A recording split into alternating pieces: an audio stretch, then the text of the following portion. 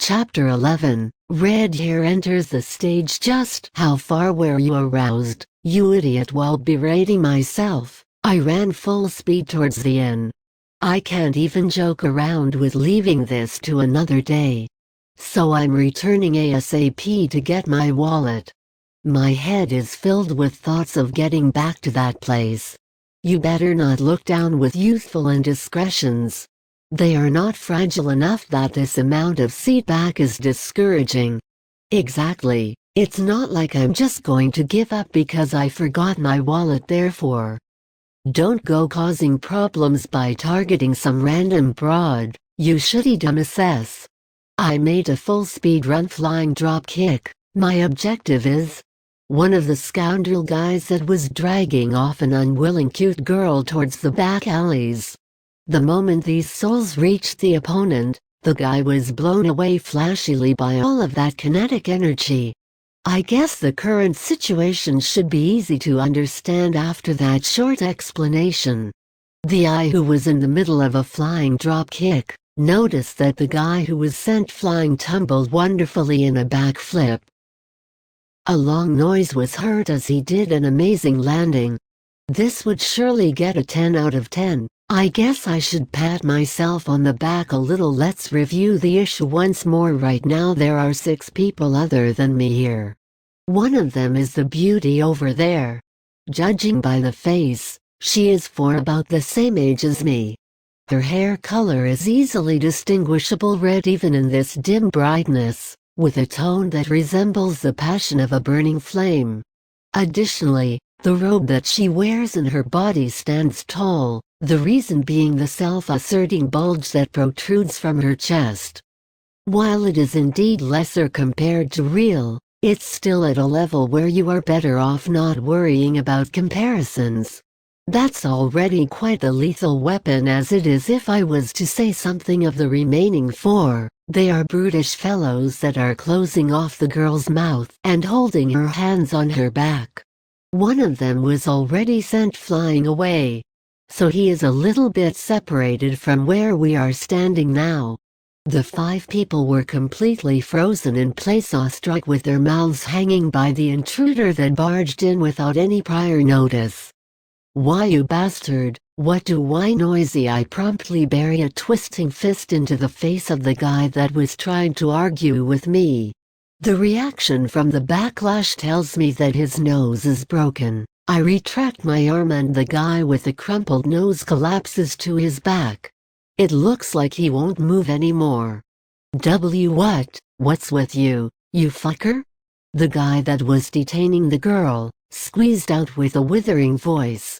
His enjoyment was disturbed, and his friend got sent flying without any questions asked.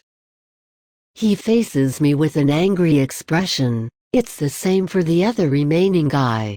And the eye who isn't the receiving end of these two's anger. You bastards getting in the way of someone climbing the stairways to adulthood. While glaring, I let out as much bloodlust as I can to these 2. They let out a he scream after receiving my anger. It's not like it's going to shy away with this. What do I do with these youthful impulsesses? My fist moves as I scream. I hit the 3rd guy's jaw from below. His feet rise from the ground and gravity causes him to fall into the ground, as a doll that had its strings broken. Shit. And the last guy, the one that was detaining the girl, spat out curses. He thrust away the slender waist that was caught in his arm, and pulled out a sword from his belt. It is only at this point that I notice that the other brutish guys also have swords in their belts. Why, it looks like you don't know us, as if I now am a country bump that just got to town today. On top of that, it's 2 weeks in this world calling yourself a country bump, or rather, you are just a normal guy. You shouldn't have any relation with us. Sharap. When I was about to do some nyanyan with a big-breasted Oni-san. Identity to be settled. I find the scene of some guys forcing someone else in front of my face. I can't nyanyan with a clear conscience after this. That's just stupid. And you are just venting your don't go questioning the reason, you moron. Yep, I'm absolutely venting in anger, though no one who points that out is here now that I look at ya. You don't carry a blade. Heh, just a hillbilly greenhorn who has a big sense of justice? Right, nothing to make a fuss about. After going into a self-monologue, the guy regains his calmness and lets out a smile. To put it bluntly, he is disgusting. Maybe, you might be a big shot with a strong arm in the hicks, but that's just a frog in a small pond. Let me give you some advice as your senior in the big ocean. So, the price for learning is going to be your life. Your intro is too long. Without any pause I stepped in. I hardened my fist and struck the guy's belly. I wonder if there is some idiot who will just stay still as an enemy is in front of you running out their mouths with leisure. Begin go. This is not the feeling of hitting flesh, and the sound hints that the feeling in my arm is one from clashing with something hard. I'm not in pain, but it's sudden enough to be surprised. The man staggered some steps behind, but he did not fall. After he braced himself and regained his footing, he brushed off a part from his own clothes, and below it, a roundish wooden thing fell to the floor, making an empty noise. I guess it's like one of those corsets that noble ladies wear from time to time, and a type of protection that is meant to be put under one's clothes. And from the sound of it, it looks like it broke. It splits magnificently from the part where I hit it. Gaho, gaho. I wore that one just in case. Too bad, isn't it? I take a glance at the wooden corset that is broken. While it looks like some damage passed, without a doubt most of it was nullified. If it would have been Misaki, she would have gotten the ribs along with destroying the corset. The guy seems to be holding on the pain, and holds his sword in a different way from before, without gaps. No more carelessness. I'm going to kill the shit out of ya for sure. Exactly as he says. You can't feel negligence anymore from his stance. Additionally, like this man pointed out, I don't have in me any sort of protective gear. The armor purchased during the day was all left in the inn. This is certainly a small failure. From now on, every time I go out, I'll carry something with me. It is indeed so. Right now I have absolutely no armor at hand, and then there's the opponent. Even if it's just a human, he has a sword in hand. There is no way he is as strong as real, but he should at least know a thing or two. Going against him bare-handed is a little bit too much after all. A vigorous swing filled with killing intent was heading my way. In the case of trying to block this with just my arms, those arms would be slashed through along with my body. Well, there is no way that I can forget it. Those secret arts that were passed down to me by the great ice spirit Gakken. The echo from a metallic hardness spreads through the night town. The man opened his eyes wide. Day was all left in the inn. This is certainly a small failure. From now on, every time I go out, I'll carry something with me. It is indeed so. Right now I have absolutely no armor at hand, and then there's the opponent. Even if it's just a human, he has a sword in hand. There is no way he is as strong as real, but he should at least know a thing or two. Going against him bare-handed is a little bit too much after all. A vigorous swing filled with killing intent was heading my way. In the case of trying to block this with just my arms, those arms would be slashed through along with my body. Well, there is no way that I can forget it. Those secret arts that were passed down to me by the great ice spirit Gakken. The echo from a metallic hardness spreads through the night town. The man opened his eyes wide.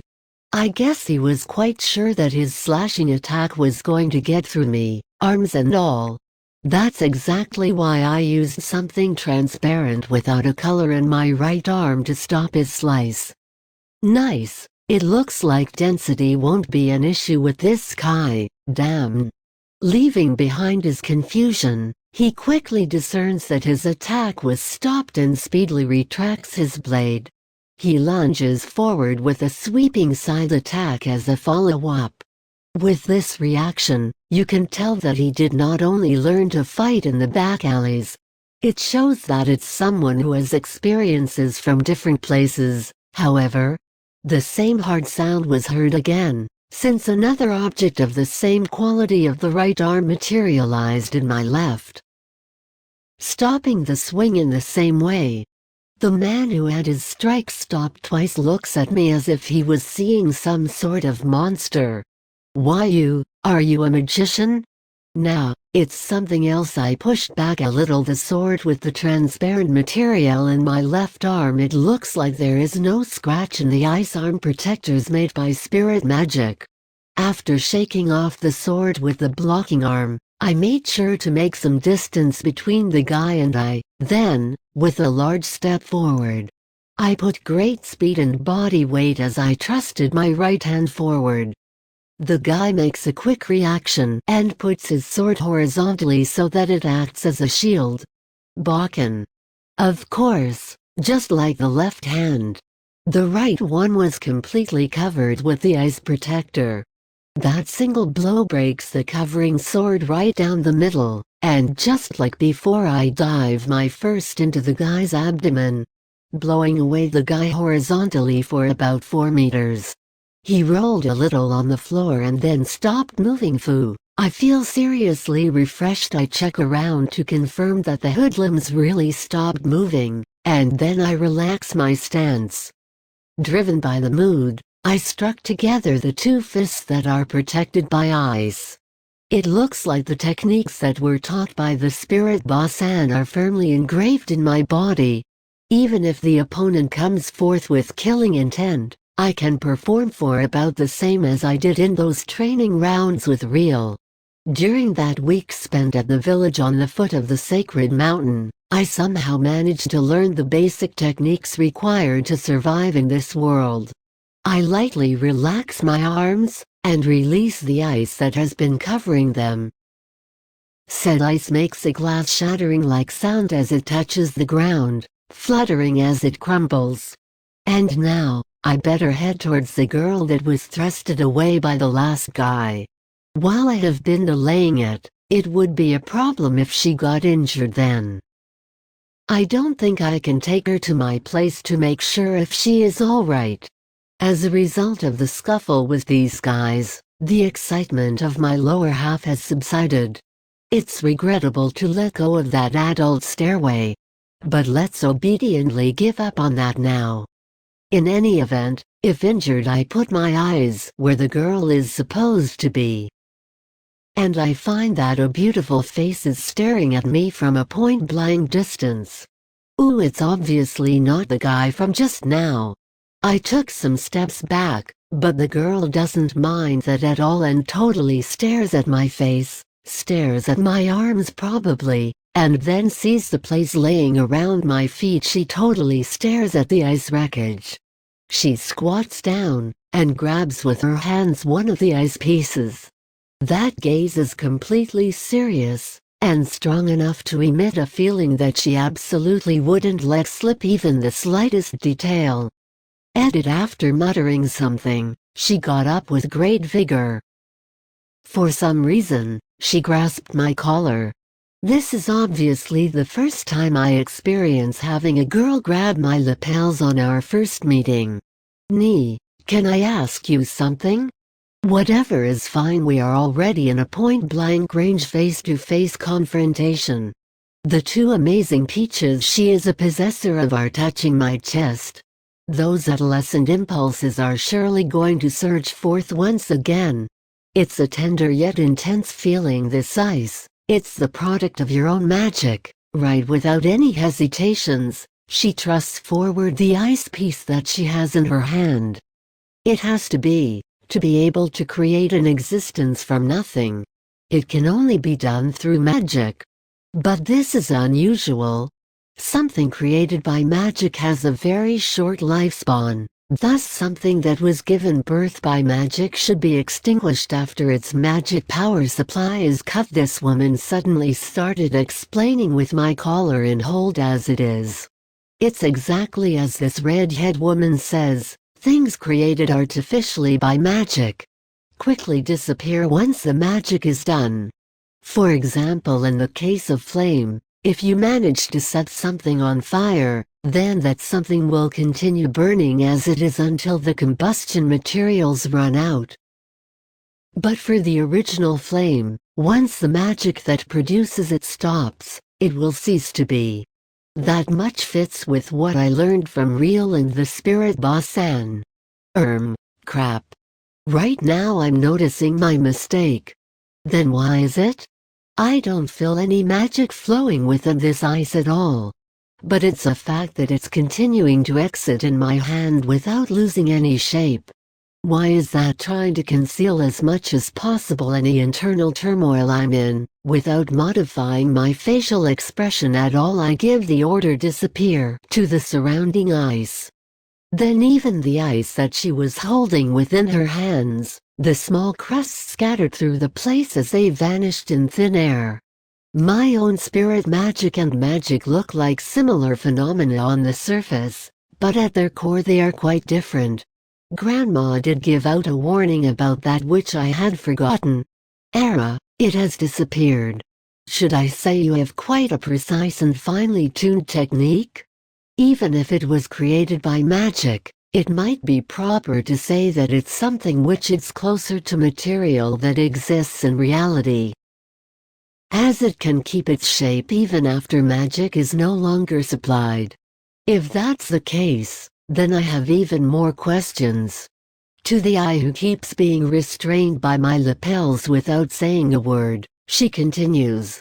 While I'm being this close, as I see it happen firsthand, I have absolutely not seen you using any techniques. Furthermore, we are speaking about the ice attribute here. An extra high difficult to perform technique that only a handful of water magicians manage to grasp.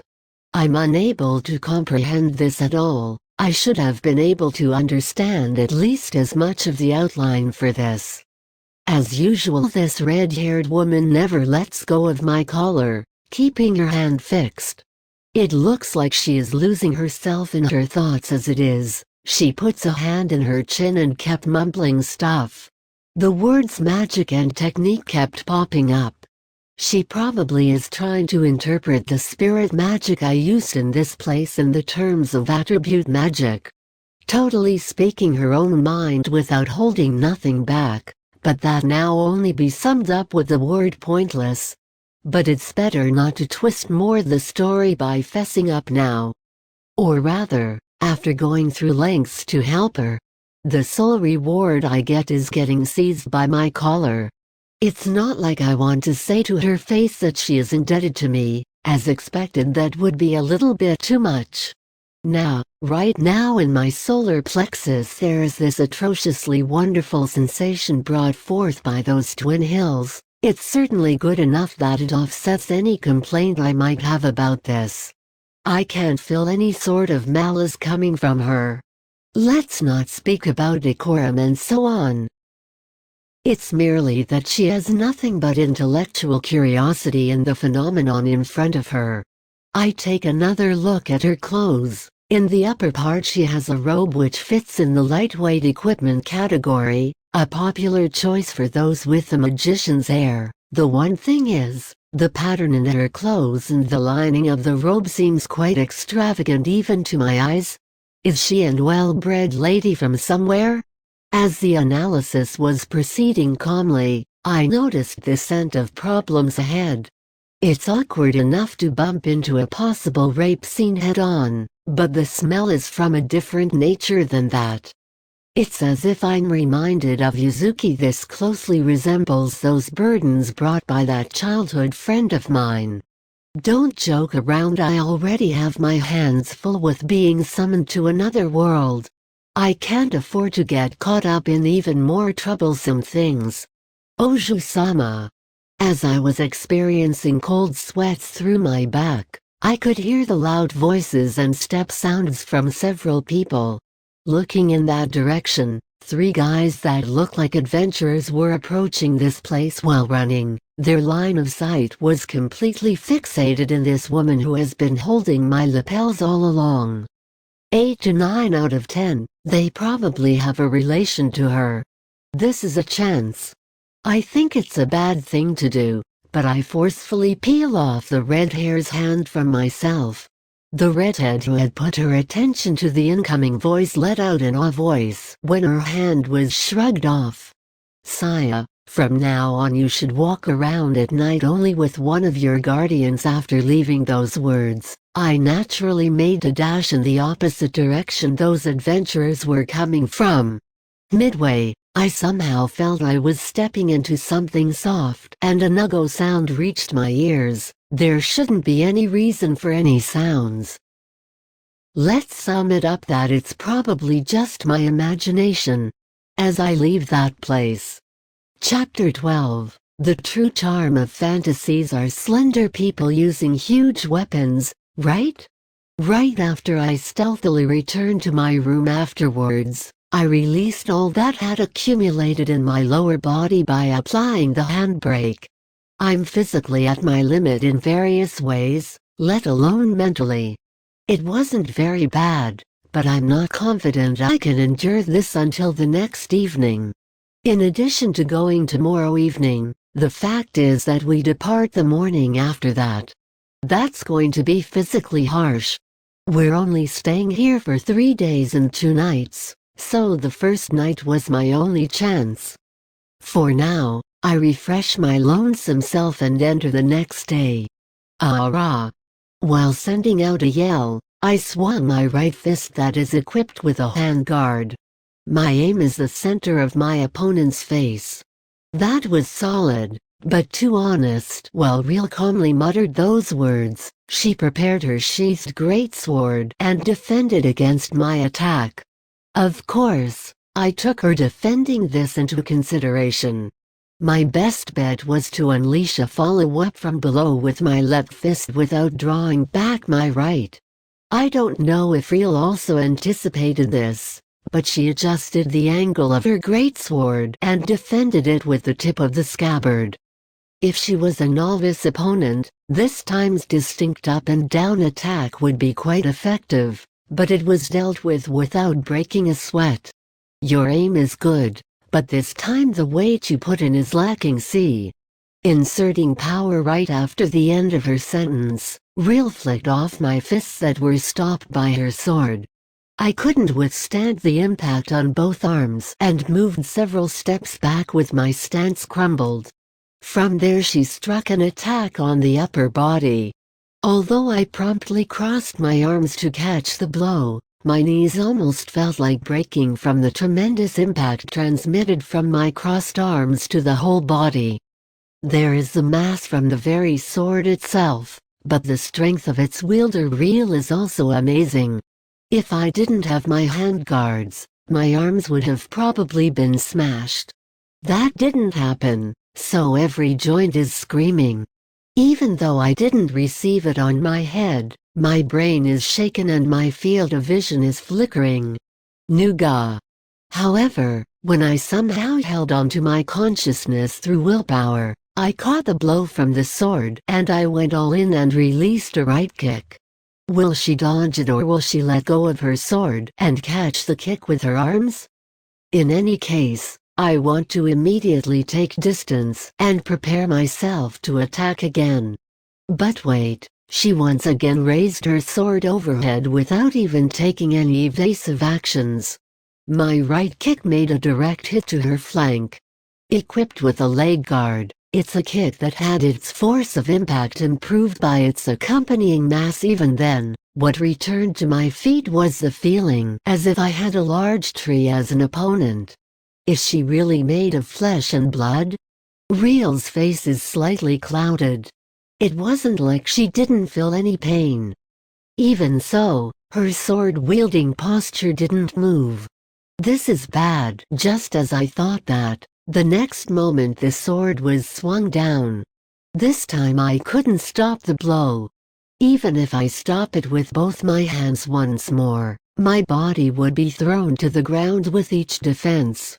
The training we had in the hotel backyard we borrowed this morning met its end when I collapsed on the ground. In one way or another, I went from being defeated to sitting down on the ground, but that is my limit. It doesn't look like I'll be able to stand for a while from the pain and fatigue. Real, on the other hand, stabbed the ground with the great sword in its scabbard and placed her hand on the grip, but it's not to support her body. She is standing normally. Being the only one gasping for breath is really comforting. With that I put on my cool face. As I thought, if your defensive capabilities increase, freedom will appear in your spontaneous movements. Especially around the end, where you distracted my eyes with your upper body attack from your right and did a lower body attack from your left. That move was quite good. You stopped those blows normally though. This may not be barehanded, but I have considerable experience in dual sword fencing after all.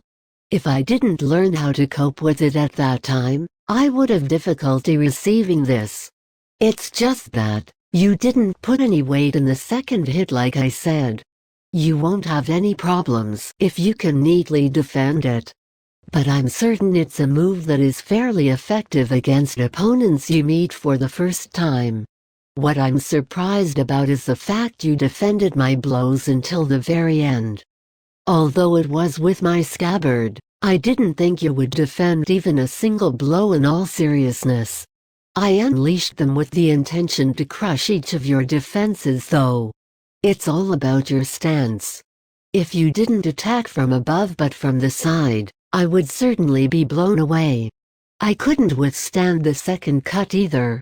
The fact is that with just one blow, my strength was completely shaved off. Both my hands and feet are still trembling. And what was that about, receiving my kick equipped with a leg guard without defending? What I felt wasn't that of flesh and blood. No matter how much its intensity is increased by the leg guards, I know what a kick can do when done out of desperation. By not neglecting training your body, your posture won't break if you stand firm on both legs. I'm interested in how far I have to go with that training. About as far as being able to swing around that huge sword at will? That's not completely unreasonable. Kanna, even you wield weapons made from spirit magic, don't you? You could swing around that giant axe after all. That's by borrowing the power of the spirits, so that's not going to raise my physical strength. If that wasn't the case, I wouldn't be able to hold such a brutal weight since it's made of ice. If the objects formed from ice made with spirit magic exist by my influence, I wouldn't feel much of the weight it possessed.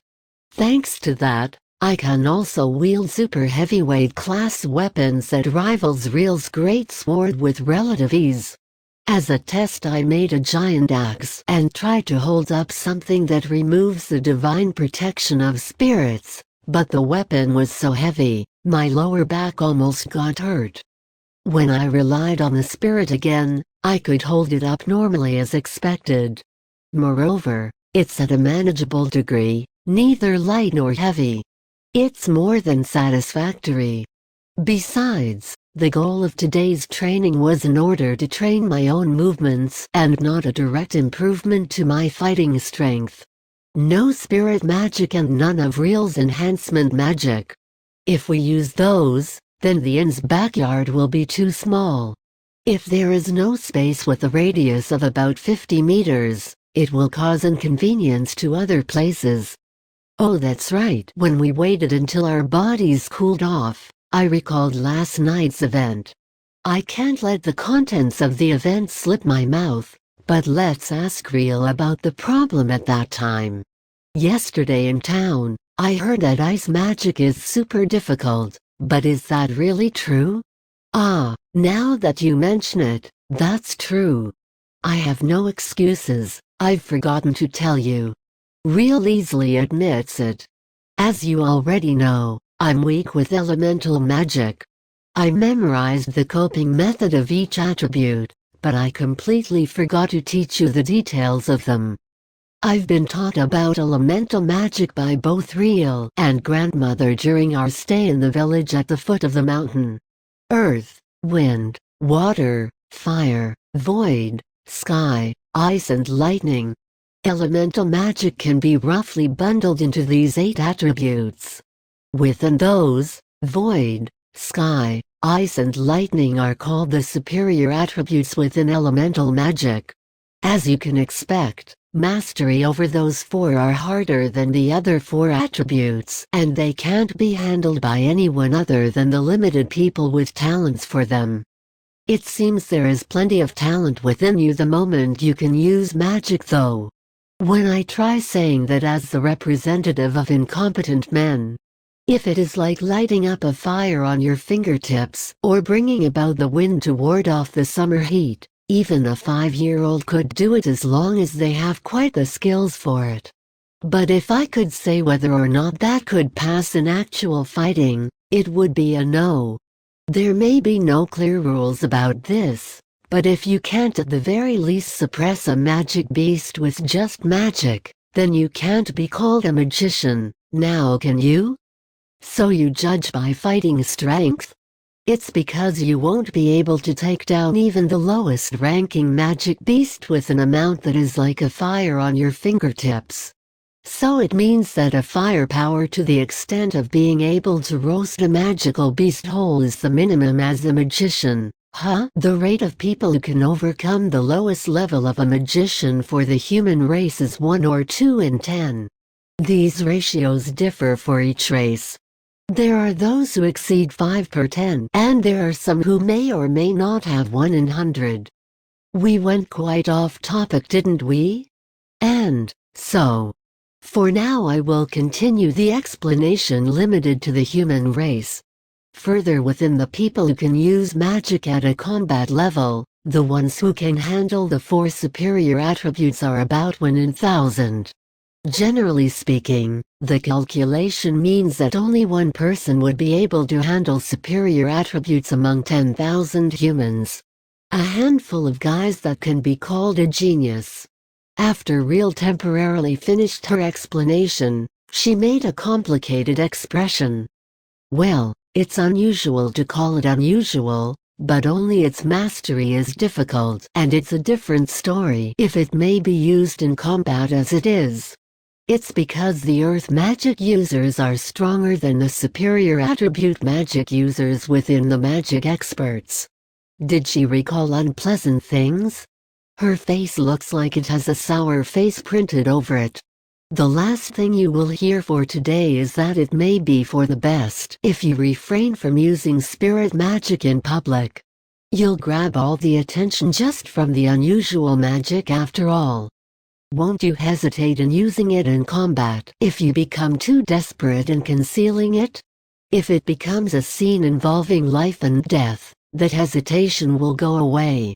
I don't want you to die by sticking to appearances and honor. I don't feel like restraining myself in giving or taking lives. While I continue the conversation with Real, my burning body settles down pleasantly. My body even recovered to the point of being able to move, and so I pressed my hands on my knees and stood up. When I look above in the sky, I can see the sun will be reaching the zenith soon. This is a good time, don't you think? Let's go shopping for useful things after we have lunch, shall we? You're very resilient as always, aren't you? Normally your stomach won't accept food when you're that fatigued, you know. Toughness is one of my few redeeming features after all. An answer that doesn't show if I'm actually boasting about myself or mocking myself naturally came out of my mouth. Chapter 13. There are a lot of protagonists on the bystanders' side recently. This is a bit sudden, but shall I talk about my childhood friend?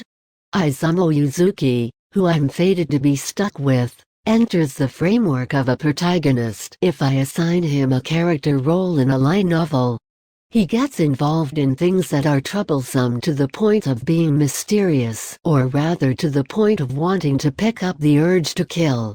And the friend that is me also gets involved in them. It's a role whose trouble knows no bounds. With his ability to be rash being high, Yuzuki plunges his head one way or another into an incident he comes across and tries to settle on a solution. That is fine and all. I didn't plan on holding back and cooperating with him on the occasion I couldn't overlook it humanely, because I was also a child. To be honest, I don't plan on having any mercy towards bad people who are trying to ruin other people's lives. Nevertheless, the problem here is the idiot Yuzuki's hasty actions. Even though this idiot boasts top-class results in the national mock exam, he's so foolish it's sad. He's the perfect example of knowledge not being equal to wisdom. What is wrong with him, you ask? That inept pretty boy puts the immediate resolution of the incident as his first priority and neglects taking into account the secondary disasters that may occur afterwards.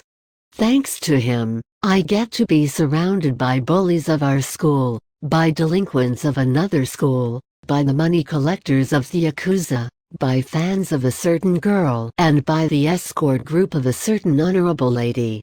I even remember risking my life once or twice. It's not an exaggeration to say that my tenacity being one of my very few good points is developed due to all of that. Of course, eventually I would catch Shizuki by the scruff of his neck and force him to help me solve the incident. That guy may be an idiot, but he's a capable idiot. If he settles everything one by one in a particular order, he will get to the end of it without problems. I really went off track there, didn't I? I digress right from the beginning. Because of the inept protagonist material, I've been dragged into incidents a lot.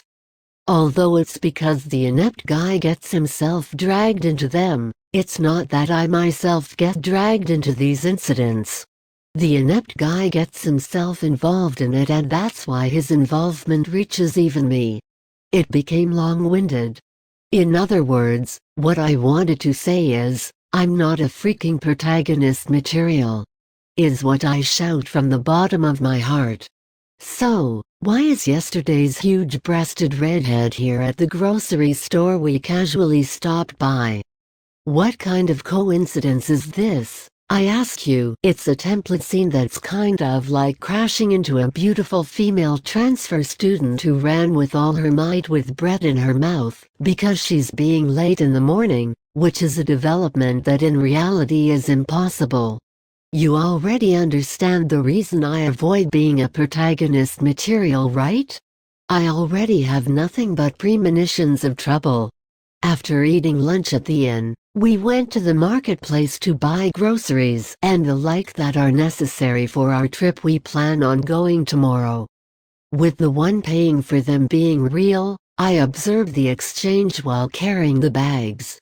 From now on, there will be opportunities where I will be shopping on my own, so for that sake I'll learn the common interactions during our shopping.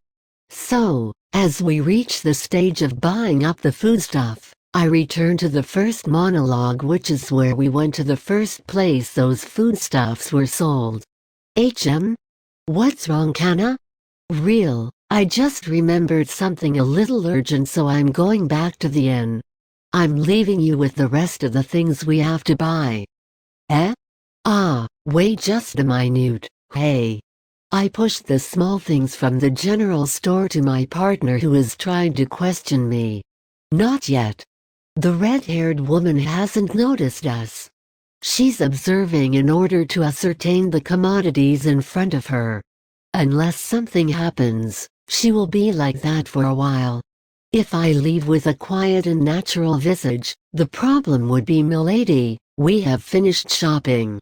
Is this God's ill will, or is it the devil's trick? It's just before I turn to the right. Drawn by that voice, the redhead woman separated her eyes from the goods and turned around. The eyes of the redhead woman perfectly captured my figure in her sight. Time froze. What is frozen is your specialty, don't you think? I envisioned an honorable spirit from someplace. How noisy. Ah, wait, you. After about 5 seconds of space-time freeze, the one who returned to the original time earlier was me. I immediately turned right and ran with all my strength. Being late for a beat, the red-haired girl swiftly raised her voice. Of course, there are no idiots who would wait here. Seize that man. A person turned his head to that red-haired woman. When the adventurer-like man who is holding a paper bag responded to the voice of the red-haired woman, he let go of all his bags without hesitation and stood in my way with both his arms spread as if he's planning to capture me. What are you? I guess he thought I would slow down in front of the adventurer, but I did the opposite and intentionally raised my speed in front of him. To that surprised man, I paid attention to the movement of his hands and bumped close to his left side. Just before the collision, I put my left hand on his armpit and my right hand on his extending arm, twisted both my hands intently and ran under his armpits in order to break through. When my buddy was about to pass through completely, the man's right arm aimed at the hem of my clothes, but I expected that, so I made a horizontal turn while keeping momentum, forcibly tearing away the fingertips that was trying to grab the hem of my clothes by using my body's centrifugal force. Don't underestimate me. I didn't break through various encirclements just for show. I won't let you think you can prevent my escape skills with only one guy. It's not a skill I can brag about though. Even so, it looks like the redhead and the adventurer guy have a master-servant relationship. He followed the redhead's words by reflex after all. He even called her milady. Well shit, these flags should be Yuzuki's responsibilities. Now that Yuzuki not nearby, does that mean that guy's bad luck falls onto me? For the time being, I'll do nothing but run through downtown. The one running the run is me, but it was my bad for running away without sufficiently observing my surroundings in the unfamiliar downtown. I rushed into a back alley with force, but once I arrived I found myself at a dead end surrounded by building walls. I will not let you get away now. The red-haired girl who I should have shaken off miraculously caught up, completely standing in the way on my only way out. Following her, multiple adventurers, most likely all of them being the red-haired girl's servants, rushed into the back alley. It's easy to understand the rat in the bag. Running away while you were called out by me. I underestimated you, didn't I? So she would be immersed in a sense of superiority by cornering her prey. This redhead with her arms crossing each other is showing a triumphant smile. It's a pose that emphasizes her breasts. I unintentionally stared at it fixedly. The redhead noticed my line of sight even though I didn't turn my face towards it. Wait, where do you think you're looking at? At those selfish tits. Do you really think answering honestly is a virtue? Be more open than taciturn. Is my creed. The redhead flinched from my answer out of sincerity, even her breasts shook that moment. My brain has been really strange since yesterday. It feels like breasts are all I'm thinking about. You appear to be a vulgar commoner. What an animal-like statement. That's because for men, everyone has a beast inside their mind. They crave for the drooping fruits born on women's chest, and they're always thinking about them. If it's the usual me, I wouldn't have spoken that line. It's probably because of the pent-up sexual desire from what happened yesterday. I wouldn't have spoken out what's really on my mind if not for that. It's only you who is like that. Nope. Everyone's the same, you know. The adventurer's there. I won't let you say you didn't think about it, okay? Seeing the redhead's breasts swaying loosely whenever you run next to her and imagining nothing, that is. Bringing up that topic, the group of fellows got startled and shook their shoulders. Fortunately for them, the redhead laughed scornfully at my words and didn't look behind her. These adventurers are faithful subordinates who serve my house. No matter how good-looking I am, I can tell you it's impossible that they would look at me with those kinds of eyes. She seems to be relying on faith, but they don't seem to try looking at me in the eye. "Aren't you glad?" is what they sent together with the feeling like it's somebody else's problem. With the adventurer-like servants barely retaining their dignity, I pondered once again. Escape is limited to the front direction. Standing in my way are 4 people including the redhead. I won't apply the way I shook them off some time ago, I guess. Shall I go by using force? If it's a surprise attack they see for the first time, I can probably break through with no problem.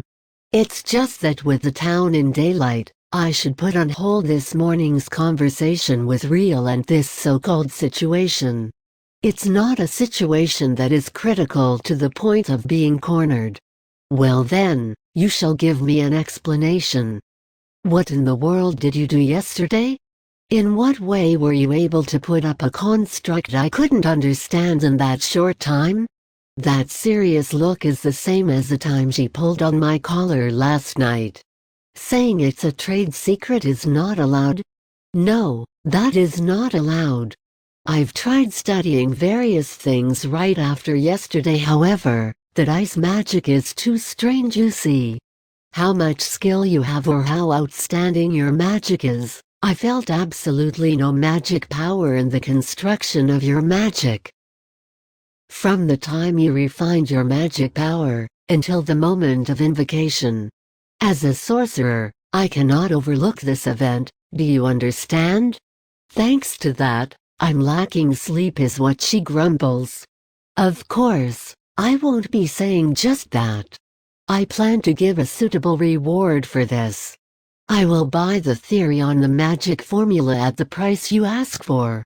Oh, that's right, I will even promise you I will reserve your name as the largest contributor in the case I release this and become recognized even by the academic conference. In addition, I can also guarantee you a percentage of the economic effects that springs forth. Just like during our first meeting, Miss Redhead is advancing the negotiations selfishly on her own. I hope you consider the privilege. To the fact that this me is going to buy your abilities up to that extent.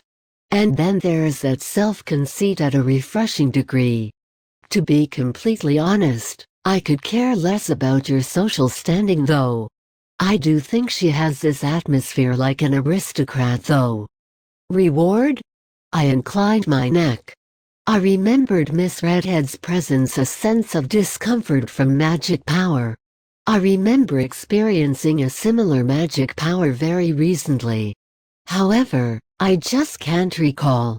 When I tried to search for my memory, a dreadful disgust gushed out from within my chest. Although I don't feel any splinters of hostility towards Miss Redhead, I remember a terrible anger against a similar someone within my memories. Say Miss Redhead. Are you referring to me? Aren't you the only redhead here? I don't know your name either. Ah, Miss Redhead was shocked. She seems to have realized after all this time. The person whose presence of magic power, whose atmosphere is similar, is likely a person close to Miss Redhead. The first thing that came to mind is a blood relationship. Maybe. Your sister or brother. Before I could say the last part, my back muscles became numb like I was shocked. I remember this sensation. It's what I felt several times after departing from the village at the foot of the mountain. Bloodlust. Surprised, I reflexively produced an ice the size of a fist in my hand and threw them with all my strength. Miss Redhead and company got startled stiff from my sudden actions, but my aim wasn't them. The pitched ice ball ran beside Redhead's group, broke through to the back and crashed into something. And then an explosion occurred. Receiving the gust of wind from the impact, Miss Redhead dropped to the ground. The other servants didn't collapse, but shook after their balance was broken. What a close call. If that exploded a little later, a lot of injured people may be left behind. And if it was right in the middle of Miss Redhead's group, those at the center of the explosion will be blown away to pieces. After the explosion, new footsteps drew near. 6 people dressed like an adventurer. Because their faces were concealed by a cloth hood, I couldn't grasp their facial features. At any rate, they didn't look like someone who is willing to make friends with me. Chapter 14. Aren't axe-wielding protagonists kind of rare? This is not a development where I can get it over with by just shrugging my shoulders lightly and go good grief. The 5 people furthest in the back are dressed in robes unlike the others that are wearing light armor. The explosion just before must be the magic those guys released. There's no evidence, but it's easier if I conclude that from this situation. Hey, are you hurt anywhere? Eh? Ah, no, I'm fine. I rushed up to Miss Redhead and helped her get up. Has the girl still not realized that her life was in danger just then? That thought hasn't settled in me from the impact of the explosion. Say, Mr. Servant. Are you acquainted with those masked men? No, not at all though. They were quicker to recover from the chaos than their head. While the servants nodded to my words, they put their guards up against the intruders. Shall we put off our dispute for now? We have no objections to that. It doesn't look like I'll have to worry about them swaying between the head's selfishness and their safety. Their mental attitude as a servant was perfect. I hit her in the back. I got into this position from the course of events, but this is a knight-like position where I would protect Miss Redhead, isn't it? I certainly became the one in charge of Miss Redhead, didn't I? I intercepted the magic that was released towards Miss Redhead, so it's already too late, huh? I get it now. So that Yuzuki constantly gets rolled up into incidents with this kind of feeling. When I had a faraway look, the masked people silently drew out a sword from their bosom and attacked all at once. There's no use in arguing about it. Their target is without a doubt Miss Redhead. From the entry of the masked men until now, I can feel that the killing intent those guys are releasing are all gathered on her. Before I even tried taking on a fighting stance at once, the servants started running towards their enemies. I entrust milady to you, sir. You say entrust, but I'm really an outsider though. Are you sure about entrusting her to a youngster on your first meeting? Retort was fruitless and the servant team versus masked team battle broke out. The masked men silently brandished the sword and were stopped resolutely by the sword held by the servants, scattering sparks. I don't know if it's thanks to them being swordsmen similar to real, but I know the blows exchanged between the guards and the masked guys are fast, though they're not as good as real. They're more extraordinary than those hoodlums from last night. The 4 servants face the 4 masked men. They're crossing swords without being inferior to them. Wait, 4? In addition to the 4 masked men they're crossing swords with, 1 masked man in robes was standing at a place further away from their allies. I could sense the presence of magic from that guy. You think I'll let you? While I jumped from this place, I produced a cone-shaped ice with spirit magic and threw it towards the masked man who was manipulating their magic power. If I stood on the ground while doing that, I may hit one of the servants who are crossing swords in front of me, you see. I wonder if it's because he's concentrating on controlling the magic. I mean, the time the robed man noticed the ice cone I released was when it approached right before his eyes. Of course, him avoiding those cones didn't happen and they pierce into his thighs. The screams of the robed figure echoed through the alley. Before I could even do a fist pump and say, yes, a bloodthirst came from above this time. From above? When I looked up as I felt it, a single masked man instantly jumped down from the roof of the house, whose walls enclosed the alley. Carrying in his hand is also a sword, and at the spot he is dropping down to his Miss Redhead. I don't have the confidence in being able to hit the dropping body. When I judged so, I create the weapon that pulverized the golem in that sacred mountain, a great axe of ice. Miss Redhead, get down. Miss Redhead ducked by reflex from my sharp voice, and I swung the sturdy axe towards the assassin approaching from above. A blow that swept away the wind horizontally silently sunk into the masked man's flank, and he was blown away, thrown onto the walls of the alley. The bloodthirst continues from behind me.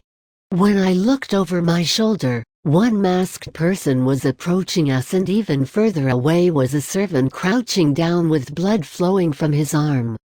So they broke through. The approaching masked man opened his eyes wide from my large axe that materialized suddenly, and his steps became disordered. Without missing that opening, I also sent him flying to the walls of the alley with a sweep of the great axe. My choice of a great axe has been decided to be my default equipment at the end of the training and discussion with Real. My defensive and offensive abilities rose with the arm guards and leg guards, but I understood how much fighting strength and the like I, who had lived in modern Japan, have with those on. I can move better than an ordinary person, but you can't really expect me to pass as an opponent against the pros of this world, the people whose livelihood is fighting. Therefore, the way of fighting I chose is a blunt and extreme logic that is overwhelming them with long-distance support and a weapon with huge power. In that case, why not a sword is what I think you're going to ask, but an axe is easier to imagine than a sword when I'm creating a weapon. This is also why an axe was the first thing I created using spirit magic. I'm not sure myself why that was what I made at the beginning. Like I've mentioned before, as long as I have the divine protection of the spirits, the axe's weight that I feel is optimized for swinging around. It's unusually effective if you can handle this large lump of mass the same way you can with a normal sword. No, there is even someone who can wield a great sword of their height at will through pure physical strength. Someone like an elf-eared, huge-breasted swordswoman. It came to the extent of receiving Real's authorization, who said if it's regular adversaries, this should be enough to fight with for now, I suppose. Unrest runs through the masked men whose 3 comrades were incapacitated in the twinkling of an eye. The 5 that appeared in the beginning were a decoy, and the last person that attacked from the roof was in fact the deciding factor. Would it perhaps be fine if the rogue people's powerful magic I intercepted with ice would blow us away? There's no point in asking, since something like this happened. Here we have 1 injured, but 5 people including me. Ms. Redhead is for the moment outside of the fighting power I calculated. As for the masked men, there are 3 remaining. It's obvious which side has an advantage in both the difference in number of people and fighting power.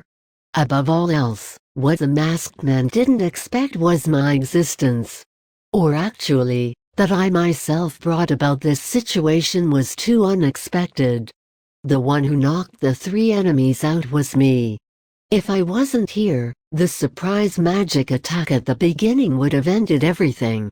Realizing the failure of their attack, the masked men separated from the servants they were crossing swords with without any words, and rushed to the side of the rogue figure whose blood was spilling from his legs.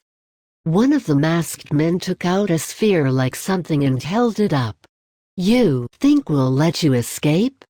Taking over the words of one of the servants, I let go of the axe, and stuck my hand in front of me.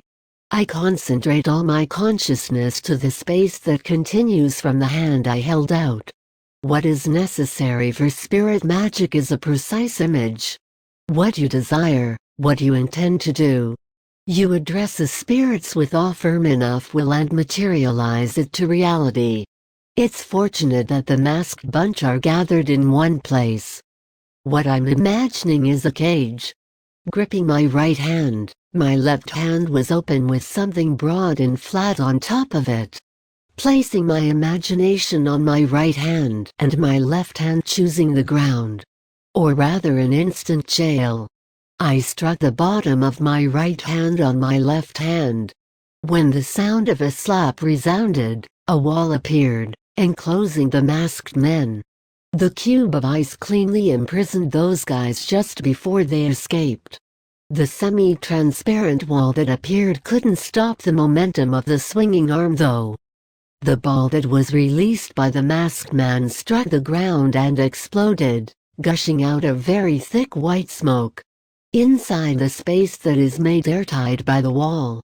Is this where I should start laughing? No, as far as the masked men are concerned. This must be a state of emergency.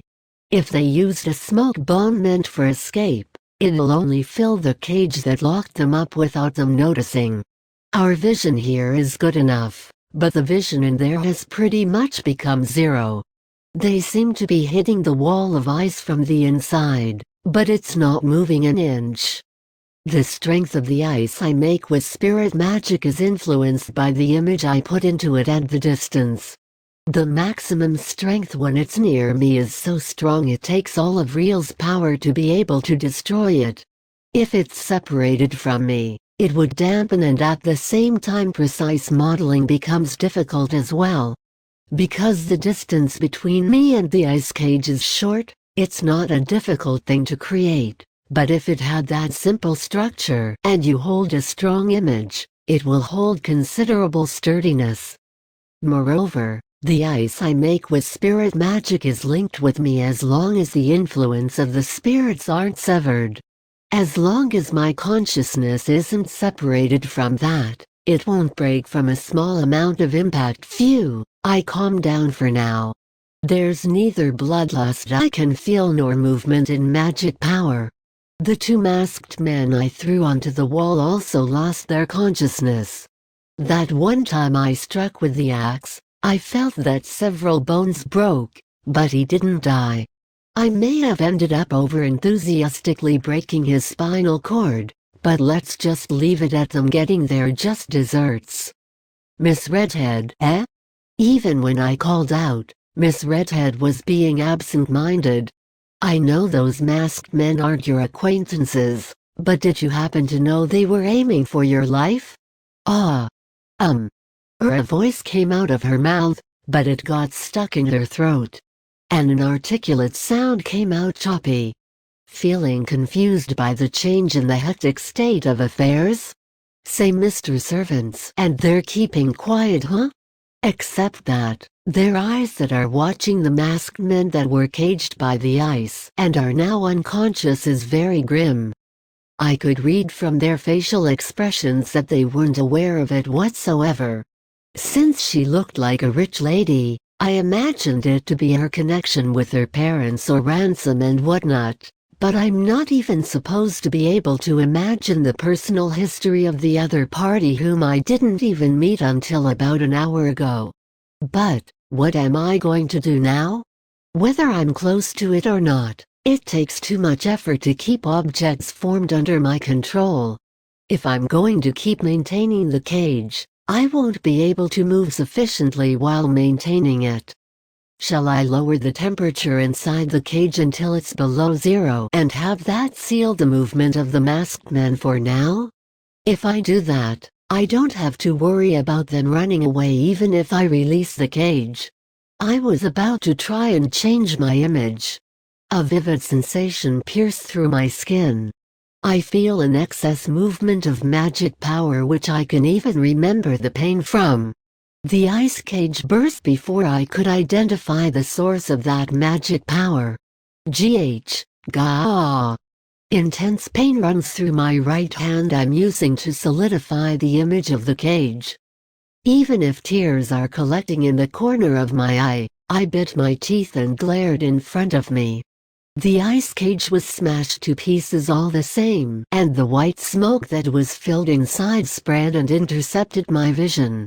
I couldn't see it from my eyes, but I can feel the four presences trying to separate from that place. Moreover, even those guys I sent flying started to move because of this opportunity. Can they actually move with those injuries? Even though there's supposed to be quite some damage to several of their ribs and their internal organs even if they're not dead. The movement of the two masked men who are holding their side and running away are so fast you wouldn't think they were injured at all, and neither me nor the servants could reach our hands right away. Not so fast. The feeling in my right arm doesn't return. I created ice on my remaining left hand and kicked off with all my strength. I'll have the spirit to compensate for my half-hearted aim. An ice pebble that's flying at a high speed is approaching one of the men that are trying to run away. While a boom sound of explosion arose, a crimson pillar stretched into the sky. The ice pebble was sucked into that pillar of flames and evaporated with just a sound. What's with that guy? I was astonished by the quality of the magic power that pillar of flames is composed of. It's a magic power similar to my destroyed ice. However, it's different in quality compared to any human I've seen until now. It's so rich in quality that I'm doubting if that person is human. The ice pebble vanished, the fingertips of my left hand tingling numb. Even though it wasn't made that strong as a result of creating it off the cuff, it returned to my body. In other words, it means that that pillar of flames was that extremely hot. The flame pillar continued to burn at that place for a while and eventually extinguished after a good 3 minutes. The portion of the paving that is at the base of the fire pillar has melted. What an extreme heat! The masked men disappeared from there without a trace.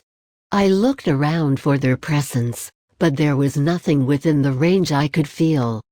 So they escaped. We didn't catch him, but it ended with the assailants failing their criminal act. There's no killing intent in this place anymore.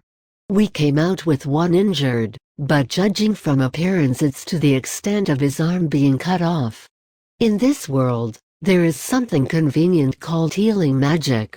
In the case your arm didn't become a stump, it can be healed without difficulties if you show it to a professional, I think. We're grateful for your assistance. It may have been dangerous with just us. One of the servants thanked me while sheathing his sword into the scabbard. I'd prefer some money as thanks instead of words, you know. It's a fact that I essentially have neither a relationship nor obligation with that lady you guys are serving.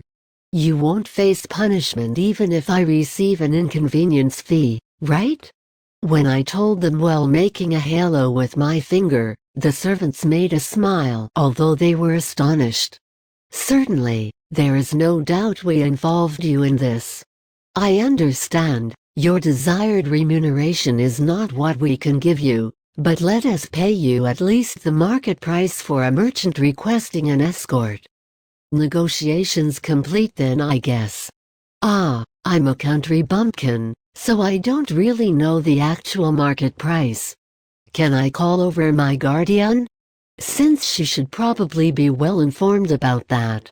We do not mind, of course. Then for the time being, let's go to the inn we're staying at and, my vision shook violently. What? Strength left my feet and I fell on my back at that spot.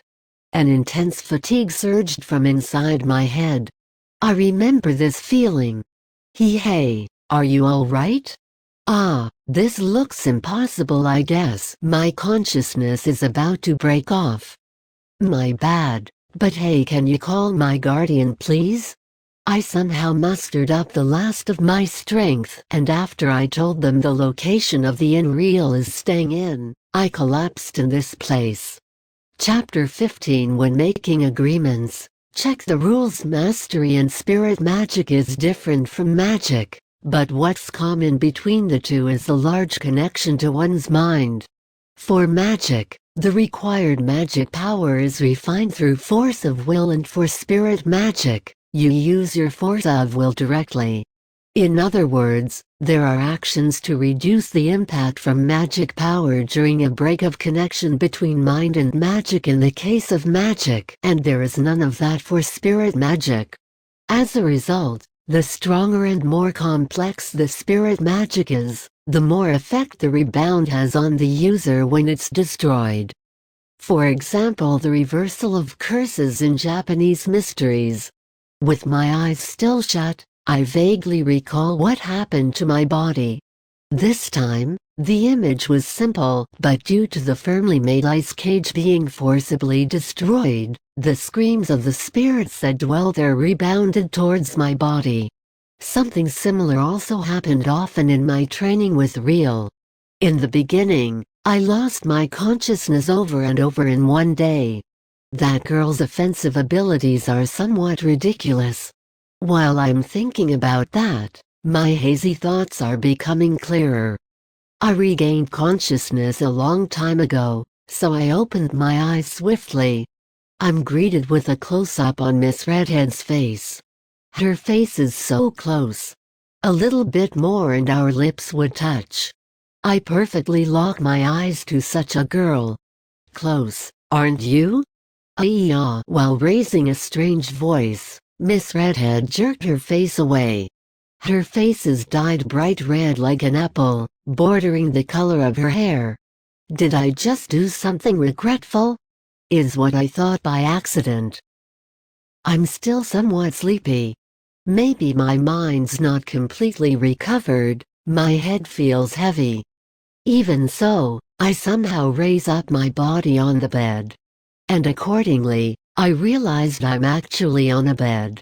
I once again look around me and I see this is the room I took in the inn we were staying at.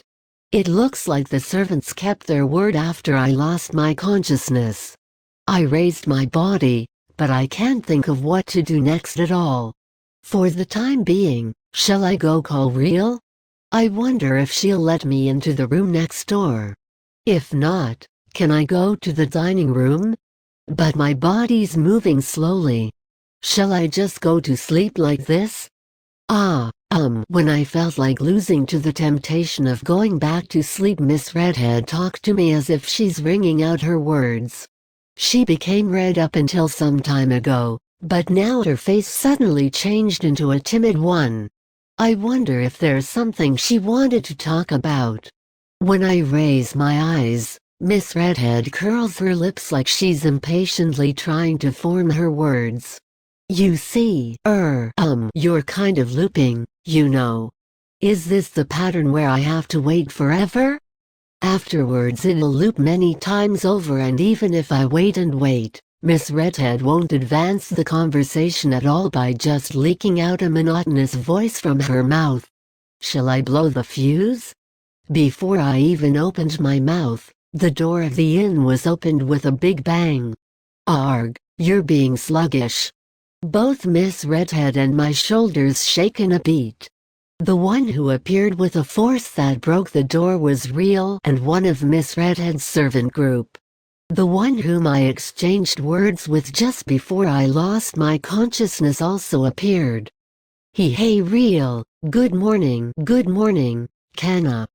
But it's already past evening, you know. So I was unconscious for about 4 hours. I was really surprised, you know. Just when I recalled that you suddenly broke into a run, you suddenly lost consciousness and was carried here after all. I worried you, didn't I? Indeed you did. Real was relieved from the bottom of her heart as she said that. Now then, young lady. Being called by Real, Miss Redhead once again shook her shoulders. Didn't you have something you should be telling Kanna? Real strongly says that without going as far as reproaching her or saying it with a loud voice. Perhaps he doesn't care, don't you think? If I hear the story from the head servant behind me correctly, the settlement has already been completed during that incident after all. The root of his actions was a sense of justice, but he ended up wanting to follow the example of that stubbornness that wished for a profitable result though. She must be talking about the remuneration for the inconvenience. I have no complaints for now if I'm able to receive the things I can receive. However, that is only completed during that time. Legally, you are supposed to go through someone well-informed. I was thinking that talk was over during the time Kanna was unconscious, but don't make me repeat it. It feels like Miss Redhead was scolded by Real from the flow of the conversation. I wonder if Miss Redhead experienced the imperial wrath of Miss Elven Ears. But nevertheless, Real doesn't really get angry. Her aura feels similar to that of a mother scolding a child whose manners are unacceptable. There shouldn't be any children like Miss Redhead around though, age-wise. She's overflowing with motherhood though, thanks to the voluptuous fruit that is her chest. No. It can't be true that boobs equal mother, right? There really is still no motherhood within her. She's more on the wild side. I really have been thinking about nothing but boobs since last night. It's completely because of the appearance of Miss Magnificent Melons, Real and Miss Redhead. I'm not at fault. What's at fault are the violent boobs. Wait, I'm thinking about them again. Within the extremely serious mood, when only one person is immersed in nothing but stupid thoughts, Miss Redhead faced me as if she is resolved. My name is Fema. This may be selfish of me, but I will be concealing my family name. Miss Redhead bows when she gives us her name. I would like you to forgive my impoliteness so far. I can understand those words didn't come from the outside, but from the bottom of her heart. You have saved me not only once, but twice now.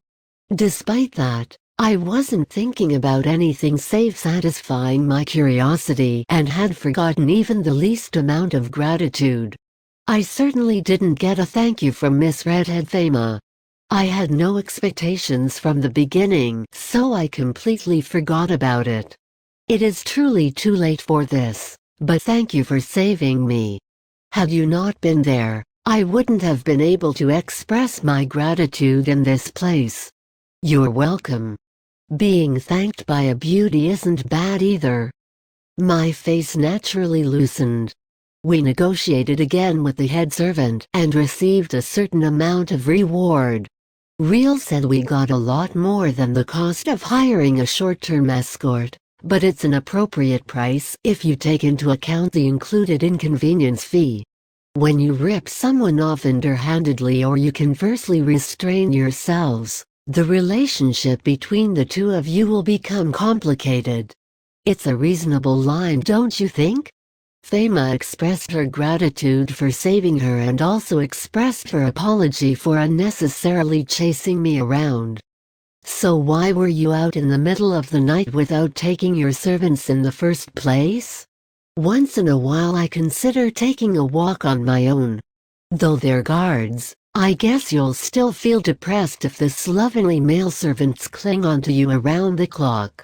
Afterwards, I was severely scolded by them though. The head servant shows a face that is sour to the eyes. It doesn't look like he's an attendant who's just a yes man to their employer.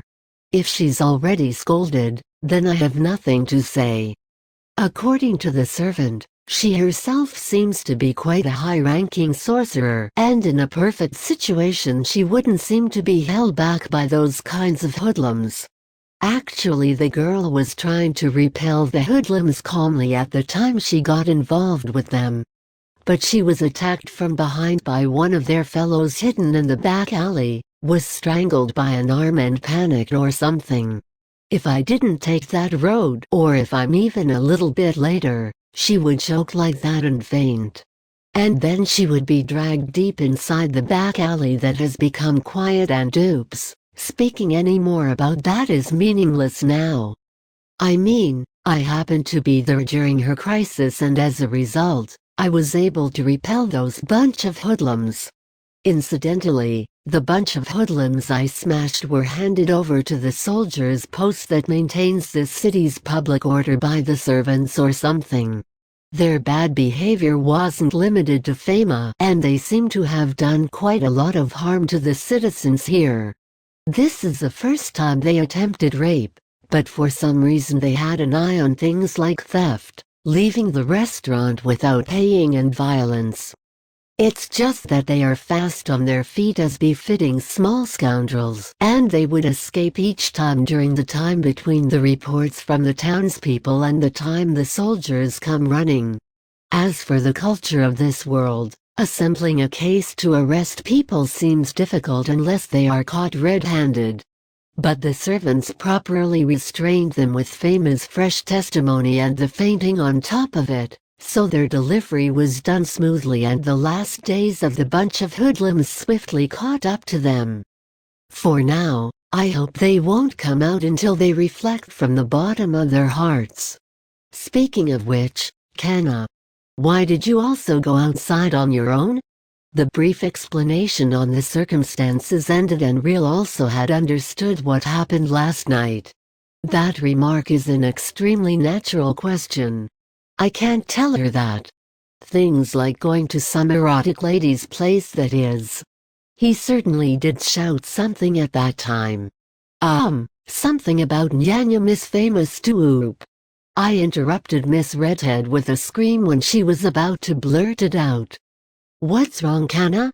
Why did you suddenly interrupt her with a loud voice?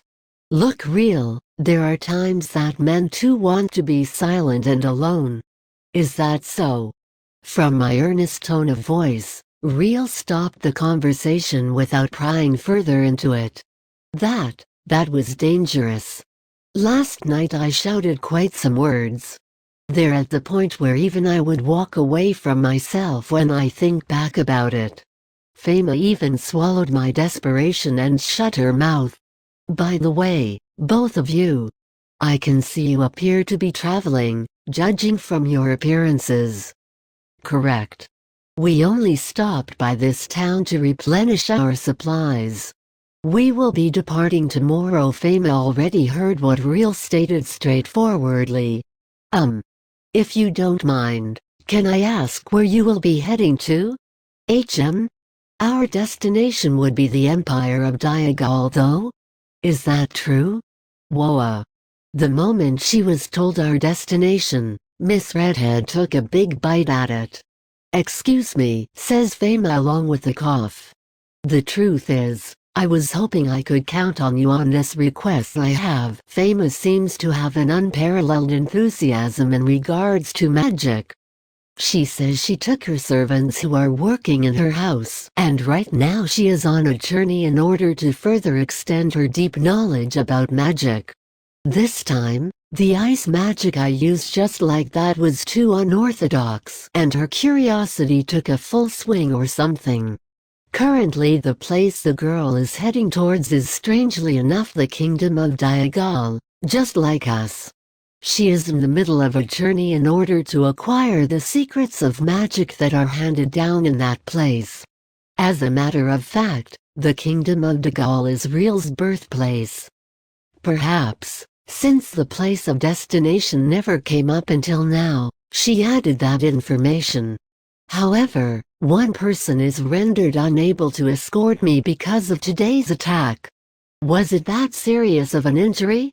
His life is certainly saved, but his sword arm was strongly cut off. It will return to how it was before, but I was told by the healing magician that a treatment period of at least 2 to 3 months is necessary for that. It's really amazing that it can return to how it was before. If this is the real world, then the treatment at worst would be to amputate his arm to protect the rest of his body if there are no medical facilities with proper equipment for things like joining of the bones and stitching of the nerves. That's healing magic for you. But it looks like returning it immediately is also impossible for them, I guess. It would have been fine if it was for 1 week, but we can't stay in this town for more than a month. I feel sorry for him, but we will go ahead of him to the country and have him devote himself to the treatment in this town. Naturally, his living and treatment expenses will be taken care of. However, it looks like she doesn't have the least amount of intention to toss him away when he becomes useless. I wish the pitch-black Princess Black would follow her example. However, the gap he left open with this is not small. Having said that, I have no plans to employ someone new whose name we don't even know. I will certainly not reveal my name. However, my house is a house of fairly well-renowned. It doesn't stop at people approaching us who harbors bad intentions to aim for that reputation. I'm troubled in deciding whether I should call her extravagant or careful. I want to say, isn't it fine if you just go back home obediently? I have a blunt way of saying things though. Therefore we have this conversation with the two of you. In other words, you would like to form a contract with us? As Real had anticipated, Fama nods yes. Calling this fortunate would be strange, but the two of you are in the middle of heading towards Diagal. If possible, I would like to ask if you could take up the duty of escorting me on the way. Naturally, I will compensate you for everything in addition to the remuneration. The living expenses during the escort as well as the treatment expenses from injuries as a result of fights. That is quite thorough of you. If you properly employ one person and end up being in charge of all the necessary expenses, it won't be cheap. It's an extraordinary treatment if you're employed with full compensation. So there is no need for us to go over our large traveling expenses. What shall we do, Kanna? You're letting me decide? Real shifts her focus to me, who was listening intently until the end. I can't just arbitrarily form a contract without asking for my partner's opinion, now can I? From my point of view, Real is my guardian, but my status seems to have gone up to one with an equal relationship before I noticed. Even if you say that to me, for now, all I could do is scratch my cheeks.